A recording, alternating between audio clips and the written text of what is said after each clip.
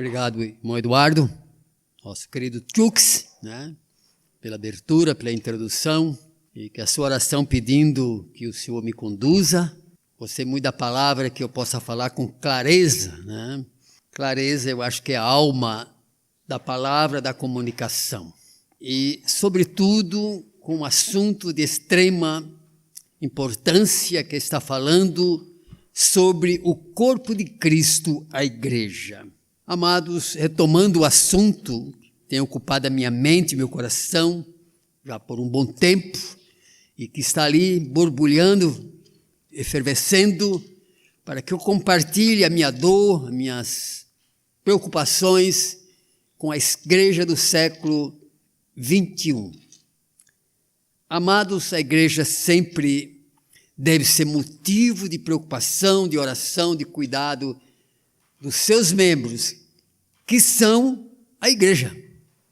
A igreja não é prédio, não é denominação, não é religiosidade.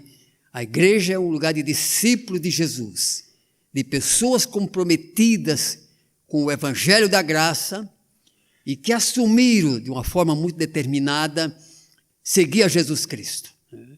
Igreja é vida, é pessoas, é comunhão, é comunidade. E que Deus nos abençoe tendo o entendimento destas coisas. Tá? Então, amados, que o Senhor nos conduza, e entendendo que não amar a igreja é também não amar a Jesus. Porque Ele, se eu fundo a minha igreja, eu estou fundando a minha igreja, eu estou construindo. E Pedro diz que cada um de nós é uma pedra nessa construção espiritual. Sem membros, não existe igreja. E igreja existe para acolher os que aceitaram Jesus Cristo, que decidiram pelo esse ideal da vida eterna. É um assunto de extrema importância, né? E é tanta importância como nós vamos ver no texto que vamos avaliar em Efésios. Então, que nós tenhamos isso em mente, o apreço que Deus, Jesus, teve pela sua igreja, pela sua vida e pela minha vida, que somos membros da igreja de Cristo, e assim esperamos. Então, vamos abrir em Éfeso, carta aos Efésios, capítulo 1, para dar a introdução.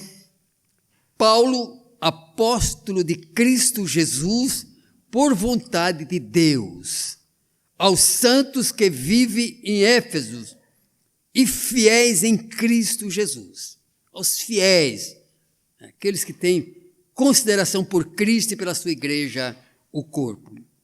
Graça a vós outros e paz da parte de Deus, nosso Pai, e do Senhor Jesus Cristo. Bendito o Deus e Pai de nosso Senhor Jesus Cristo, que nos tem abençoado com toda sorte de bênção espiritual nas regiões celestiais em Cristo, assim como nos escolheu nele, antes da fundação do mundo, para sermos santos, irrepreensíveis perante ele e em amor. Nos predestinou para ele, para a adoção de filhos, por meio de Jesus Cristo, segundo o beneplácito de sua vontade, para louvor da glória da sua graça, que ele, Jesus, né, pelo seu sangue, para a glória da sua graça, que ele nos concedeu gratuitamente no amado, no qual temos a redenção, pelo seu sangue, a remissão dos pecados, segundo a riqueza da sua graça, que Deus derramou abundantemente sobre nós em toda sabedoria e prudência, desvendando-nos o mistério da sua vontade, segundo o seu beneplácito que propusera em Cristo Jesus. Até aqui. Então, amados, primeiro quero colocar como um ponto para desenvolver esse assunto, primeiro ponto, a igreja objeto das bênçãos espirituais.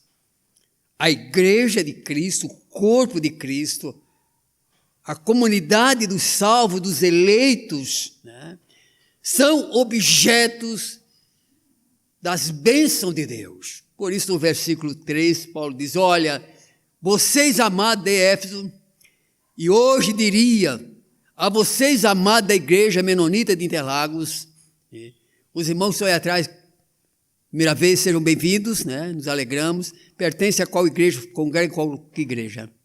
Só Maranata. Sejam bem-vindos, em nome de Jesus. Amém? Esperamos que hoje, nessa comunhão, nessa celebração, estejamos nos enriquecendo mutuamente. Amém? Então diz, bendito Deus e Pai de nosso Senhor Jesus Cristo, que nos tem abençoado com toda sorte de bênção espiritual nas regiões celestiais. Amados, isso é pouca coisa? O que vocês acham dessa proclamação de Paulo, dizendo que Deus nos tem abençoado com toda sorte de bênçãos celestiais? Andamos neste mundo de tribulação, de sofrimento, mas lá em cima, na corte celestial, lá onde as coisas se decidem, nós já fomos abençoados. Então, nesta manhã, entenda essa maravilha. Importa que você esteja em Cristo, foi abençoado com toda a sorte de bênçãos. Imagine, antes da nossa conversão, o que tinha lá reservado para nós? O que vocês acham? Uma palavra bem simples, maldição. Estávamos perdidos, sem Deus e sem paz, como ele diz aqui, sem esperança, numa situação terrível. Você é convertido? Levanta a mão e glorifique a Deus. Glorifique, você é um abençoado, porque Jesus trouxe você para o corpo da igreja, para viver essa plenitude de vida. Então, se você realmente aceitou Jesus, entendeu a mensagem, e isso é uma coisa muito forte de entendimento do que é a igreja. A igreja vive um período difícil nessa terra.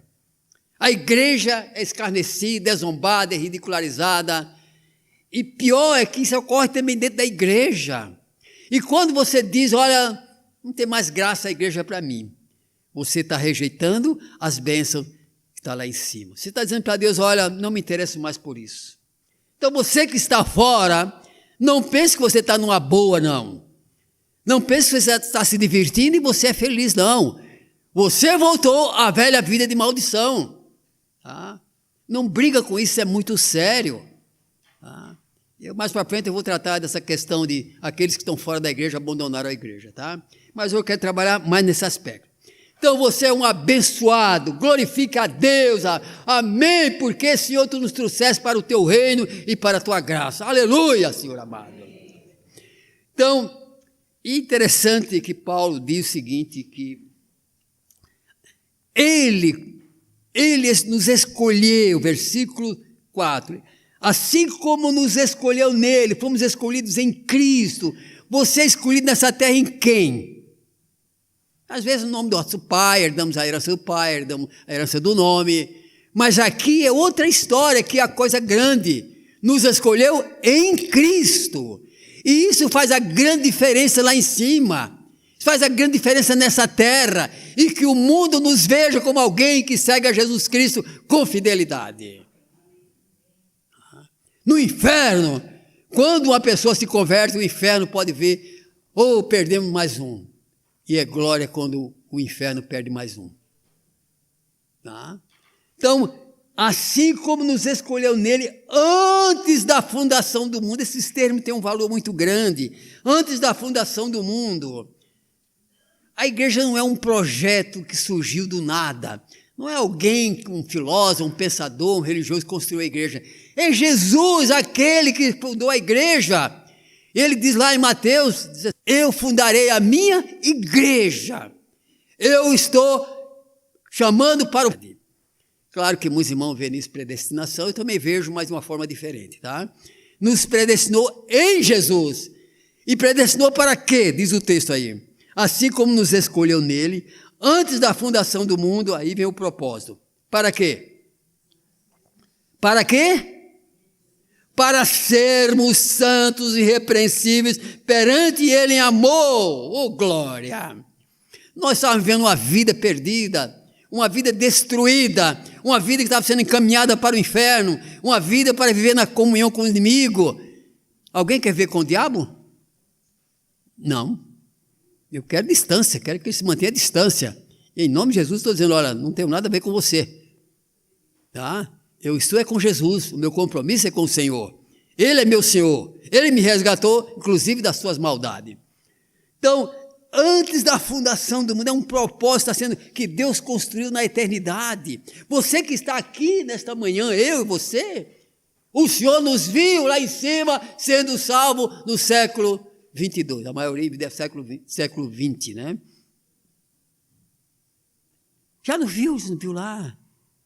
Esse culto que estamos acontecendo nesta manhã, o Senhor já estava trabalhando para que ele acontecesse, amado. Dá para entender? Deus não trabalha com improviso, com uma coisa qualquer. O Senhor vem construindo na eternidade. E de tal forma que o profeta Joel, ele descreve lá uma cena do livro de Atos. Eu derramarei do meu espírito, haverá uma grande manifestação quando a igreja foi inaugurada. Houve uma grande celebração, o céu se moveu com coisas extraordinárias para selar, para autenticar esse propósito de Deus. Você está aqui nesta manhã, é por causa do propósito de Deus. Não é porque você é bonzinho não, nem eu. Éramos maus, diz a Bíblia. Antes da fundação do mundo, para mostrar a este mundo, e você que queira ou não, nós somos vitrina deste mundo, vitrina do mundo espiritual. Sabiam disso? Somos vitrina. Por que dizemos isso? Vitrine. Por quê? Houve uma convocação nos céus, né? Deus chamou seus anjos, e Deus estava fazendo uma conferência nos céus com os seus. E de repente um estranho entrou lá, um estranho no ninho. Quem era?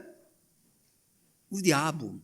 E qual era a questão dele de estar lá? Ele queria acusar Jó, um eleito, um salvo da igreja do Velho Testamento, lá dos primórdios da nossa história.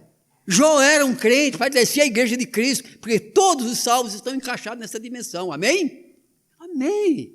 É fundada antes da fundação do mundo. Jó já estava no contexto de igreja, porque a igreja não é um lugar, não é um templo, nem um templo. Igreja é aqueles que realmente chegam, se apaixonam pelo propósito de Deus, amém?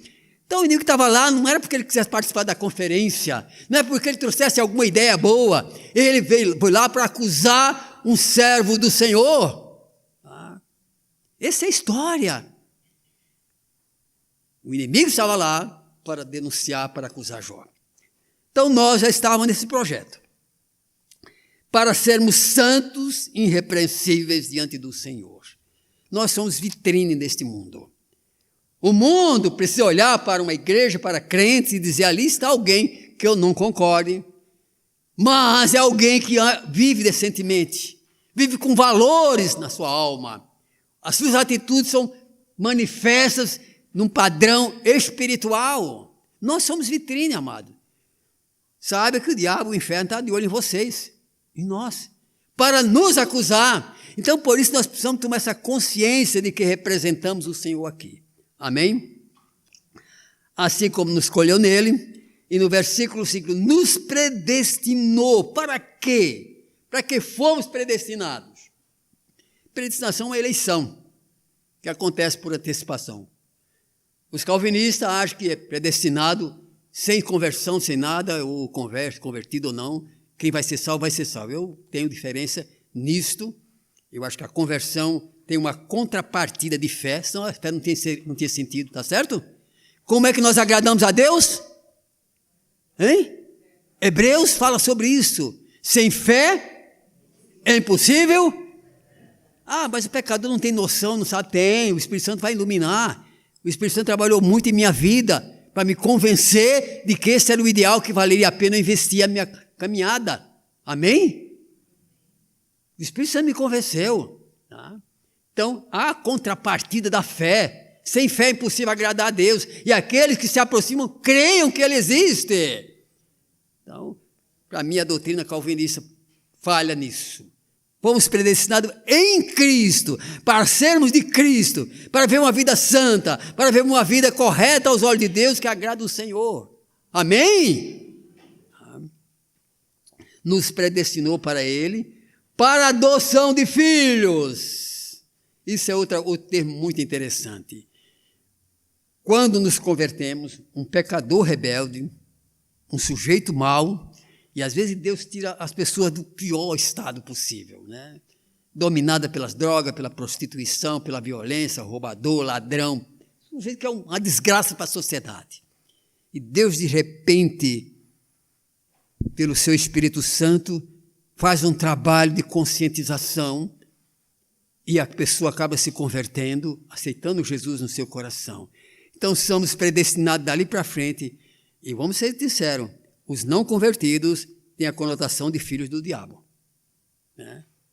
Ele vive pecando e o pecador, consequentemente, é filho dele. Então, quando Deus nos salva, nos predestina para a adoção de filhos. Será que Deus tem alguma coisa para nos dar? O que vocês acham? Geralmente, às vezes, a vida cristã está monótona, triste, cheia de tribulações, cheia de dores, cheia de problemas, e muitos desistem na caminhada. Mas, amado, o que está nos aguardando? Paulo se expressa isso no espírito de grandeza tal, em Romanos capítulo 8, dizendo que todo o universo aguarda a manifestação da revelação dos filhos de Deus. Oh, glória! Oh, glória! Quando seremos manifestados a este mundo?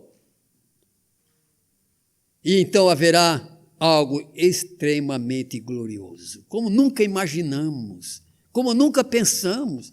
E Paulo escreve dizendo lá aos irmãos da Ásia que ele foi aos céus em espírito, e ele não sabe se na carne ou no espírito, mas creio que foi no espírito. Ele viu coisa que ele não podia revelar. Tem segredos, está nos aguardando. Então a nossa expectativa é coisa gloriosa. O filho pródigo, quando estava pensando em voltar para a casa do pai, ele disse: olha, lá existe riqueza, existe comida farta, existe bênção, lá existe paz, existe um mundo glorioso. E o filho pródigo volta. Né? E quando chega a todo um quadro de mudança, aquele farrapo humano chega, fedorento, imundo, indecente, e o pai diz: olha, troca essa roupa dele, está cheirando mal. Vamos dar uma roupa perfumada para esse filho, colocar um anel no dedo, restaurar a dignidade. Então, quando nos convertemos, Deus nos restaura essa dignidade para ser filho dele. Oh, glória! Restaurado. Somos, então, predestinados para a adoção de filhos. Agora devemos ser servos, conscientes, já temos o título lá em cima, mas ainda não recebemos o título de forma definitiva, né? Mesmo porque muitos vão desistir na caminhada. Né? Então, vamos receber todo o investimento de glória quando chegarmos na presença do Senhor. E por isso Davi, se olhando uma visão meio até limitada, ele diz: na tua presença há glória e alegria. Davi já tinha isso. Né? Segundo o beneplácito de sua vontade. E aqui, versículo 6. Para louvor da sua glória, de sua graça, que ele nos concedeu gratuitamente no amado. Jean, o que é que você fez para ser salvo?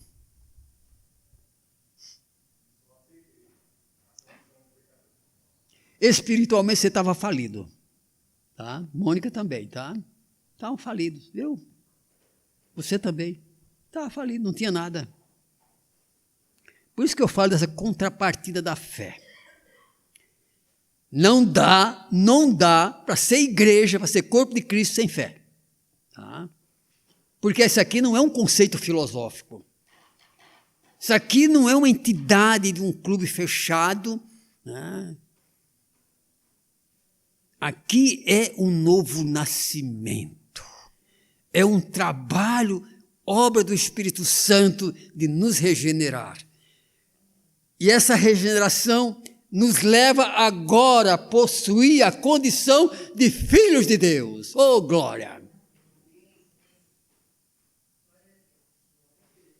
E é interessante que nessa mesma carta, Paulo, olhando com os olhos espirituais, numa projeção para o que vai acontecer no futuro, mas já naquela revelação, ele já nos viu assentado à presença de Cristo.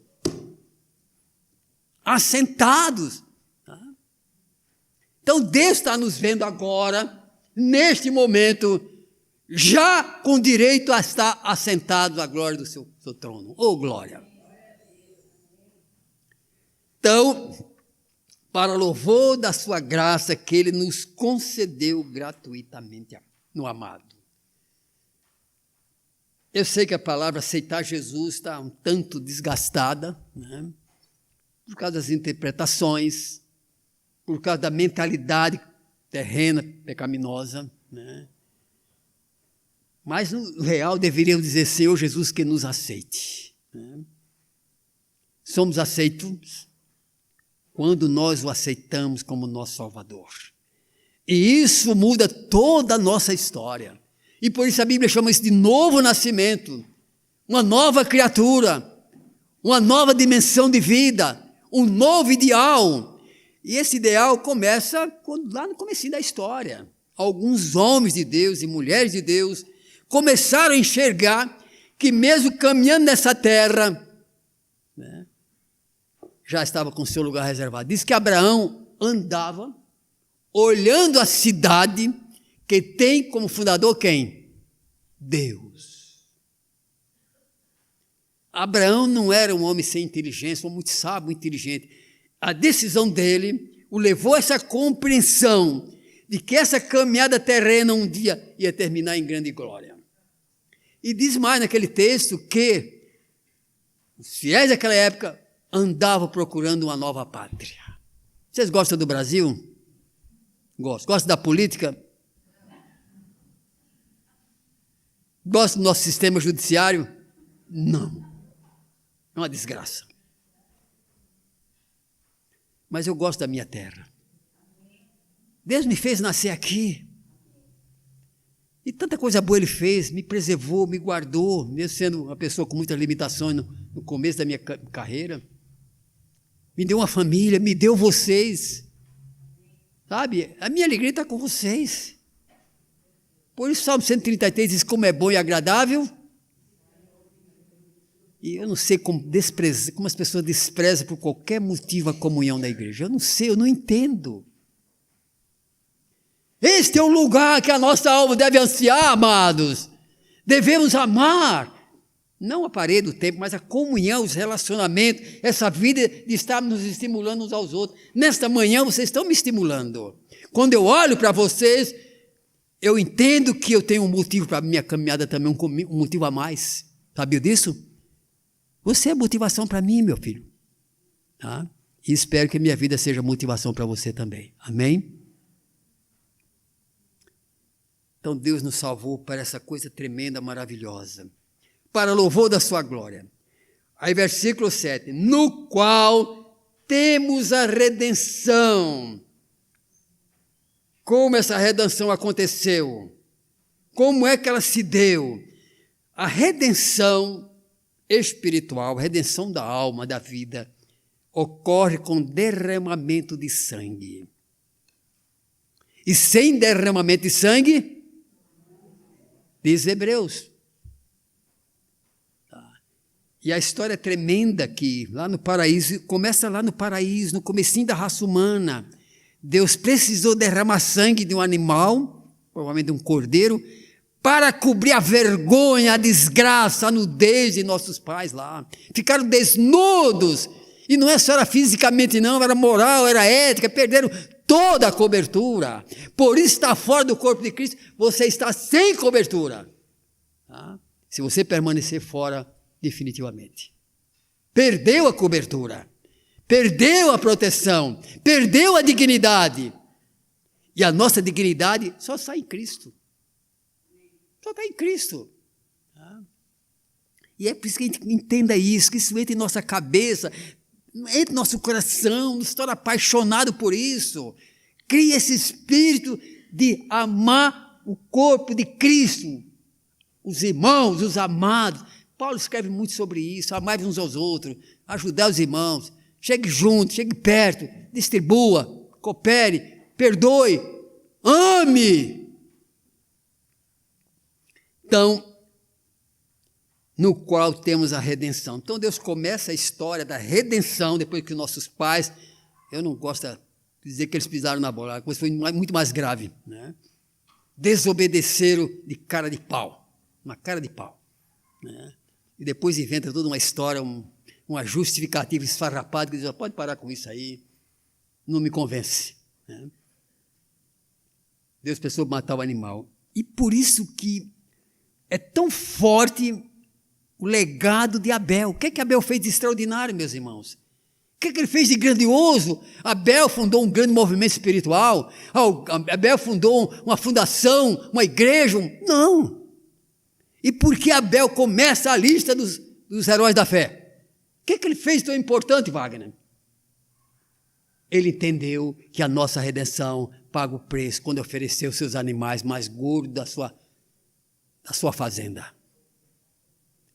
É preciso entender isso, essa redenção não é um conceito filosófico, não é, sabe, uma coisa assim que alguém falou uma coisa.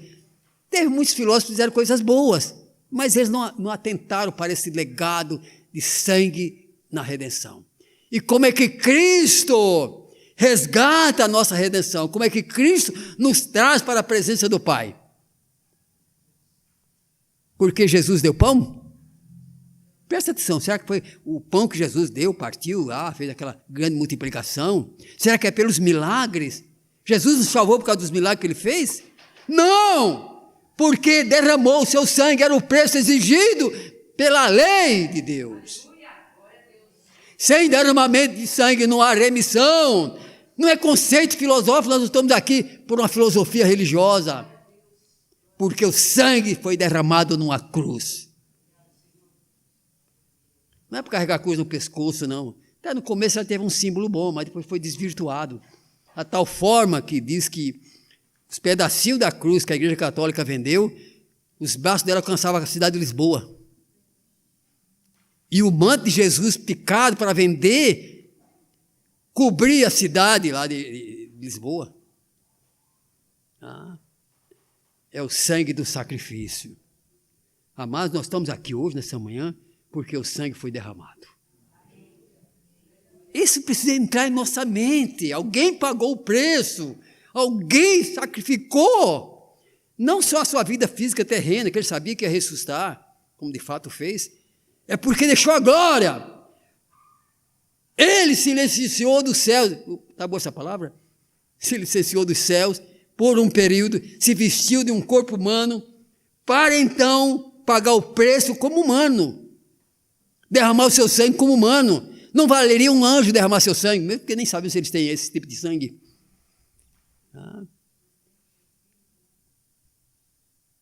Nós estamos nessa manhã aqui, remidos por Cristo, desfrutando, porque Ele pagou o preço. E a história da redenção se vai continuando nos sacrifícios judaicos, se bem que já havia uma tradição dos antigos,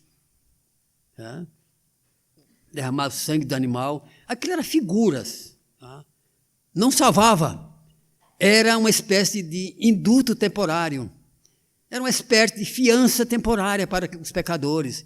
Então, quando ele ia para o templo, o tabernáculo, levar a sua ovelha, ele devia estar consciente de que aquele animal ia morrer no lugar dele. Era ensinar isso, era já mostrar um vislumbre do que Cristo ia fazer. E o pecador tinha que matar o seu animal. Não era o sacerdote, não, ele tinha que matar o animal. E ajudar a estripar o animal, porque era para sentir todo o horror daquela cena. Eu, Cristo, está me olhando muito sério. Estamos concordando? Amém. Está entrando na sua cabeça? Amém. Eu sei que nós temos uma dificuldade não só de alicerçar nossa mente com isso, e que neste momento Deus esteja nos dando um entendimento desses valores, dando a compreensão.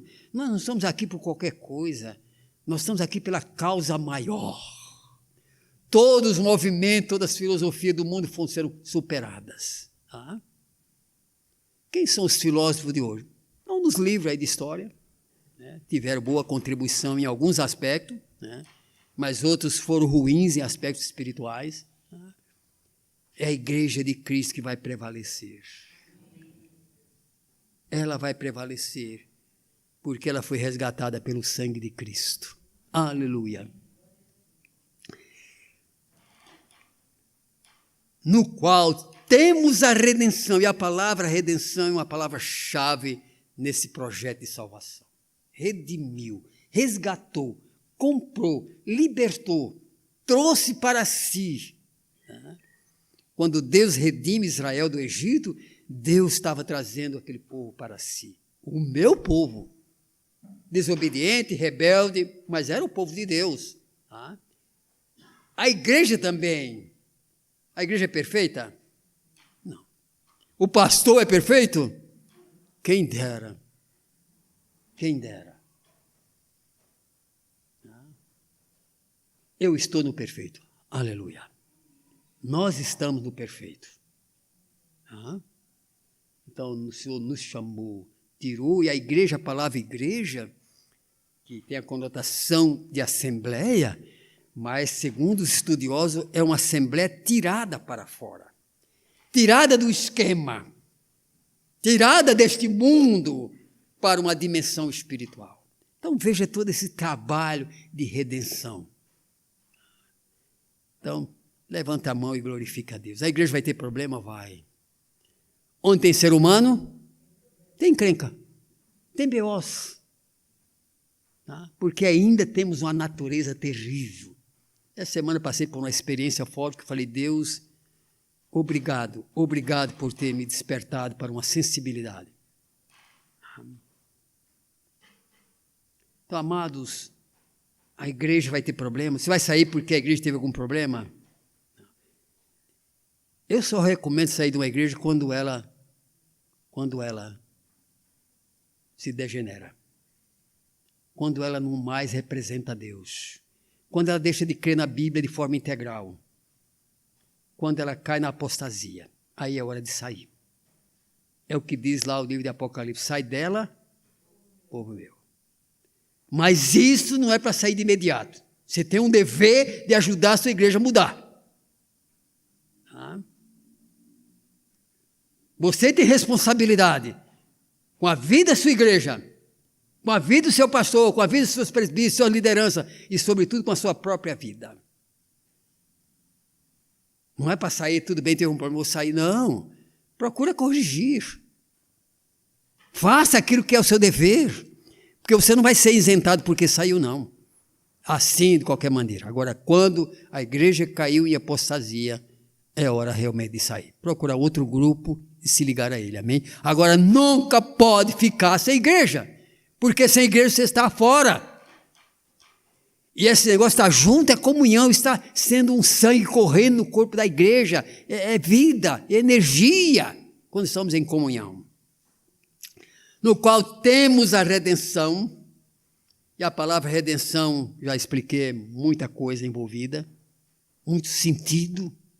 Deus nos tirou para fora deste mundo de perdição, tirou-nos para fora da condenação e nos trouxe para o reino do Filho de seu amor, como diz a Escritura. Fomos trazidos para esse reino. E como falei, Paulo já nos vê lá em cima reinando com Cristo. Né? E Paulo diz aos Colossenses que o Senhor nos resgatou do império das trevas. Você estava perdido, meu irmão, fora da igreja, do corpo, que não falo dessa igreja ou de outra igreja qualquer, mas do corpo de Cristo, tá? Da Assembleia dos Santos. E é essa Assembleia que Deus está preparando um futuro glorioso. Não desista nunca. Não desista, se empenhe. Eu sei que há muitas críticas à igreja, algumas justas e outras muitas injustas. Há muito escárnio, muita zombaria, muita ofensa. E essas ofensas vão ser tratadas pelo Senhor. Ai daquele que põe a mão no servo do Senhor. Ai daquele que realmente inventar falsidade contra a igreja. E Deus vai tratar, a Bíblia diz, Deus vai tratar com estes. O problema é quando a igreja está tratando mal o seu próprio corpo. Quando os membros estão tratando mal a sua igreja. Quando os membros estão criticando de forma exagerada, sem dar sua contribuição, sem dar o contrapartida. Tá? Então não se esconda atrás dessas desculpas, porque Deus não vai justificar. Tá? A igreja precisa de homens e mulheres que pagam o preço de ser igreja. Tá? Tem que pagar o preço. Corrigir o que está errado, chamar para o joelho, colocar a cara no pó, lamber as feridas. Vocês gostam dessa expressão? Eu não gosto, mas é preciso. Tá?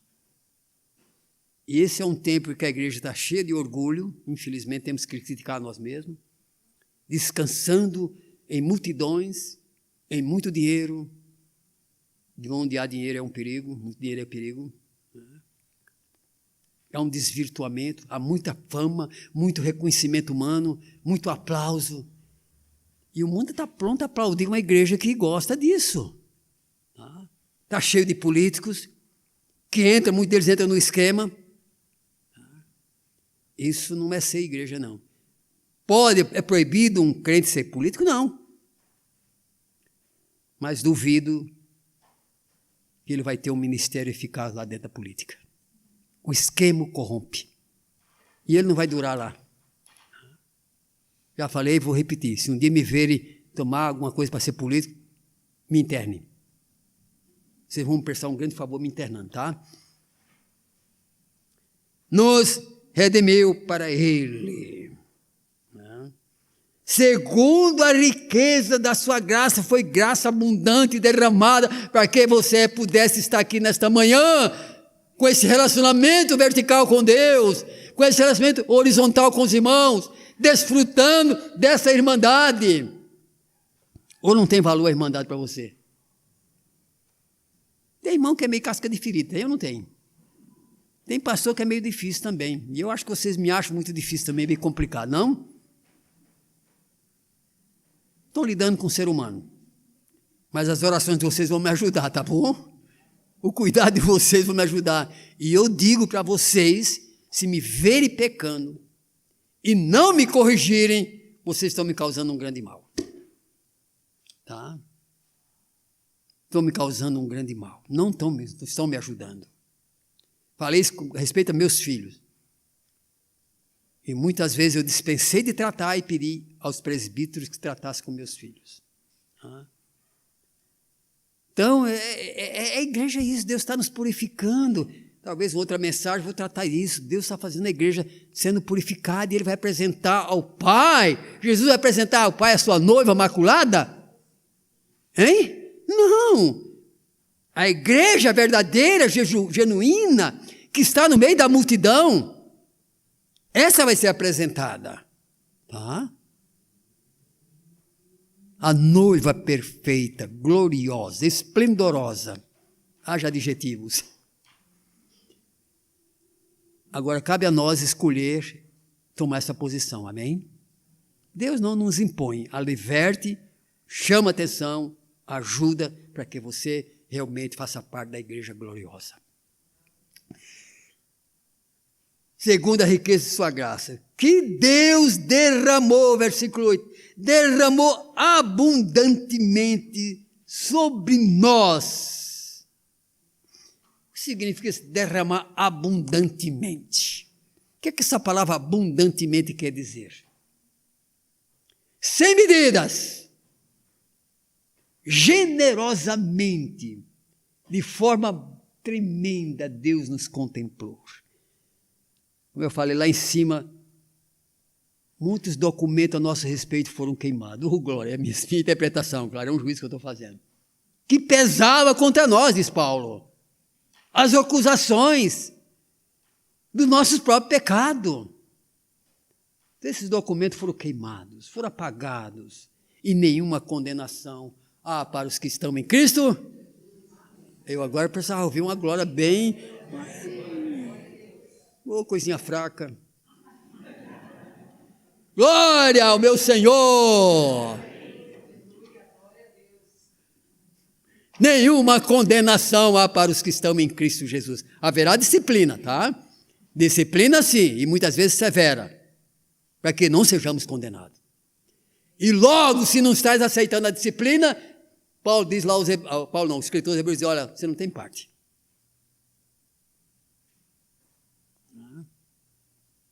Esse é muito profundo para nós, amados. Nenhuma condenação há para os que estão em Cristo Jesus. Os arquivos de nossos pecados que subiram à presença do Criador foram apagados. Onde existia a palavra condenação, culpado, existe a palavra agora libertados em Cristo Jesus. Pode bater palma, pode?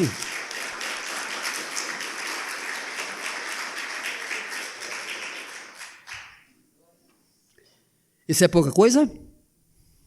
Será que isso move o nosso coração para ser fiel ao Senhor, cuidando do corpo dele?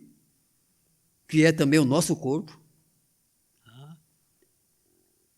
Então Paulo disse, olha, isso é tremendo, meus amados. Presta atenção o que significa igreja. Temos uma ideia muito superficial, muito rasa, muito limitada do que é igreja, porque também não nos preocupamos. E quem ama, cuida. Quem ama, se importa. Quem ama, se interessa. Quem ama, doa.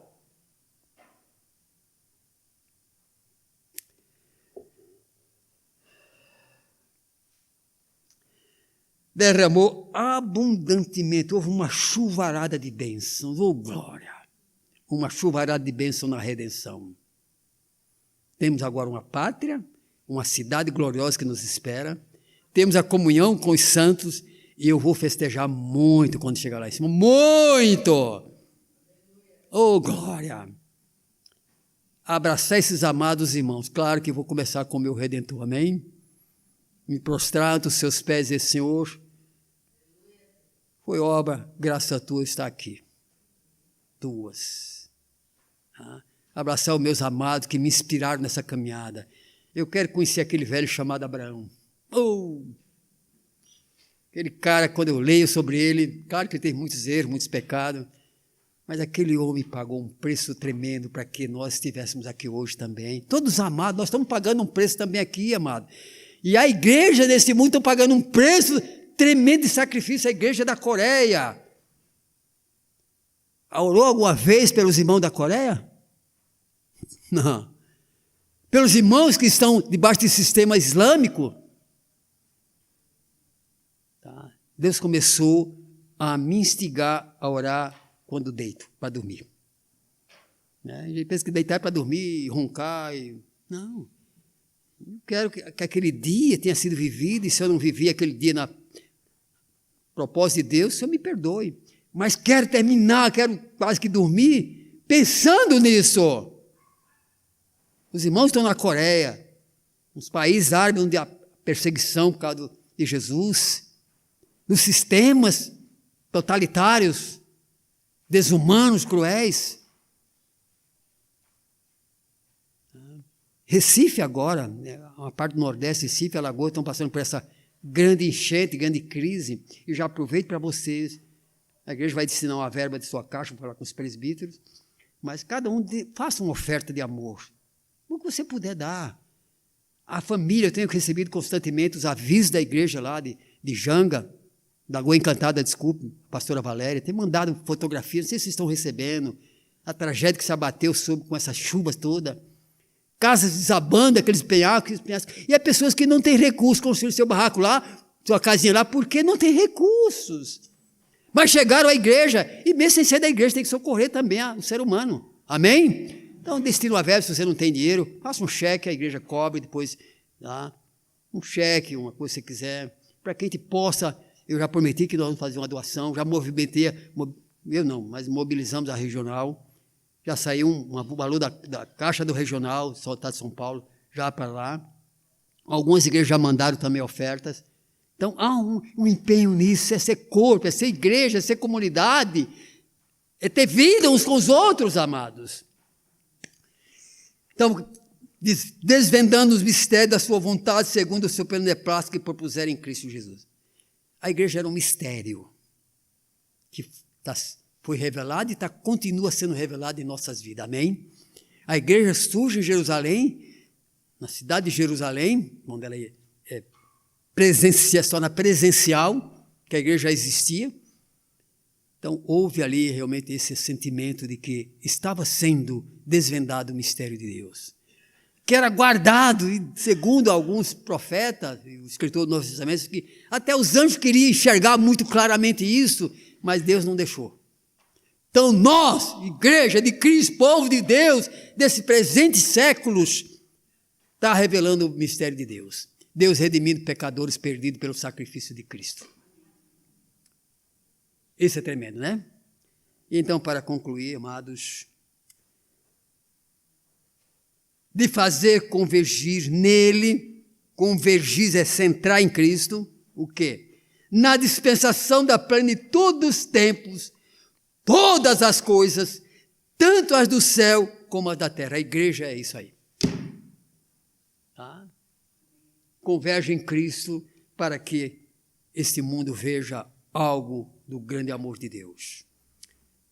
E fazer convergir nele, na dispensação da plenitude.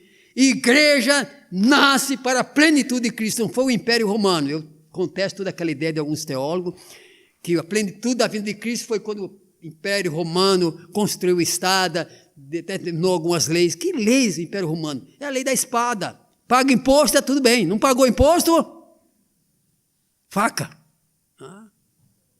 A cultura romana dominando era um império impositivo, déspota, cruel. Quantos milhares de nossos irmãos morreram sob esse império? E essa desgraça não pode ser a plenitude dos tempos de Deus. Amém? A plenitude dos tempos é a revelação de Jesus Cristo com a sua igreja. Estava oculta nos propósitos do Eterno, que um dia, na plenitude, a plenitude é a vinda do Evangelho, a graça abundante, a graça que se fez presente para todos os pecadores de todas as raças. Oh, glória!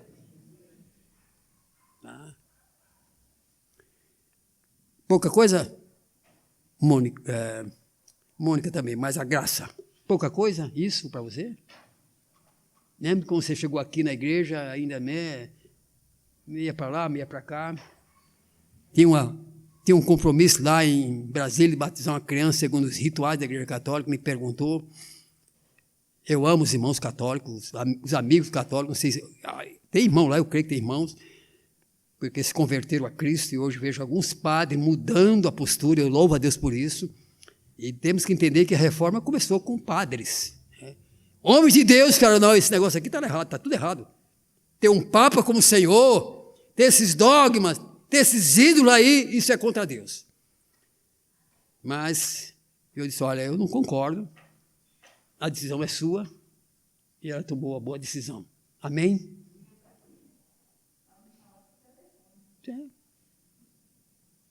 A comunicação nem sempre é verbal, assim, cara a cara, né? Vai ter. Então, amados, de fazer convergir na plenitude dos tempos. Nós estamos vivendo a plenitude da graça de Deus, amado. Plenitude que Ele derramou abundantemente. A proclamação do Evangelho de salvação pela graça. De fazer dos pecadores perdidos um corpo para a glória dEle. Isso é plenitude. Que Deus nos abençoe com esse entendimento. Amém? E que, concluindo, duas coisas que eu quero destacar ainda na conclusão. Primeiro, pedir perdão pelo nosso descaso para com a igreja. Pela nossa indiferença, pelo maltrato que dispensamos ao corpo de Cristo. E a outra é dizer, Senhor, por misericórdia, nos encha de amor pela sua causa. Nos encha. Enche o nosso coração, o nosso entendimento deste amor, para que transborde também em nós esse amor pela igreja. Amém? Que o Senhor nos abençoe. E agora vamos passar a ceia do Senhor.